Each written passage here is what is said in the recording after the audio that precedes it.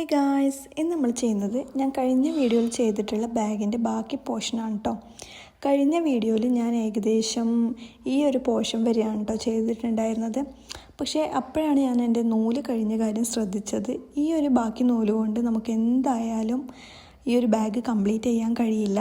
അതുകൊണ്ട് ഞാൻ വേറൊരു നൂലും കൂടി ജോയിൻ ആക്കാൻ തീരുമാനിച്ചു. ഈ ഒരു ബ്രൗൺ കളർ നൂലാണ് ഞാൻ ഇതിൻ്റെ കൂടെ ജോയിൻ ആക്കാൻ തീരുമാനിച്ചത്. ബ്രൗൺ ആകുമ്പം എന്തായാലും ഓഫ് വൈറ്റോടും മാച്ചായി പോകുമല്ലോ. പക്ഷേ എന്നാലും എനിക്കൊരു ടെൻഷൻ ഉണ്ടായിരുന്നു, ഇത് മാച്ച് ആവുമോ എന്നുള്ളത്. അപ്പോൾ ഞാൻ ഉപയോഗിക്കുന്ന യാൺ എന്ന് പറയുന്നത് ഒരു കോട്ടൺ യാണാണ് കേട്ടോ, ഡിലൈറ്റിൻ്റെ ഈ ഒരു യാണാണ്.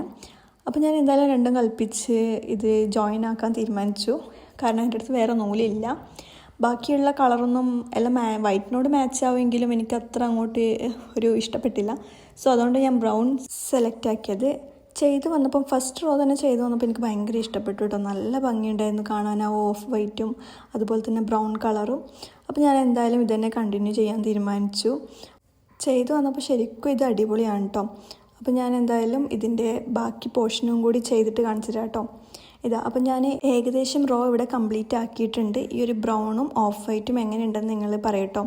എനിക്കിപ്പോൾ എന്തായാലും ഭയങ്കര ഇഷ്ടപ്പെട്ടു. നല്ല ഭംഗിയുണ്ട് നേരിട്ട് കാണാൻ വേണ്ടിയിട്ട്. ഇതൊരു അഡാറ് കോംബോ തന്നെയാണ് കേട്ടോ, ഓഫ് വൈറ്റ് ആൻഡ് ബ്രൗൺ എന്ന് പറയുന്നത്. അപ്പോൾ ഇനി ഇതിൻ്റെ ഒരു ഹാങ് ഞാൻ കൊടുക്കാൻ ഉദ്ദേശിക്കുന്നത് ഈ വൈറ്റ് കളറിനെ കൊണ്ടാണ് കേട്ടോ. ഏതായിരിക്കും ഭംഗിയെന്ന് നിങ്ങൾ പറയട്ടോ. വൈറ്റ് കളറിനെ കൊണ്ടാണോ അതോ ബ്രൗൺ കളറിനെ കൊണ്ട് ഹാങ് ചെയ്താലാണോ ഭംഗി ഉണ്ടാവുക എന്ന് ജസ്റ്റ് കമൻറ്റ് ചെയ്യട്ടോ. അപ്പോൾ ഓക്കെ, ബൈ.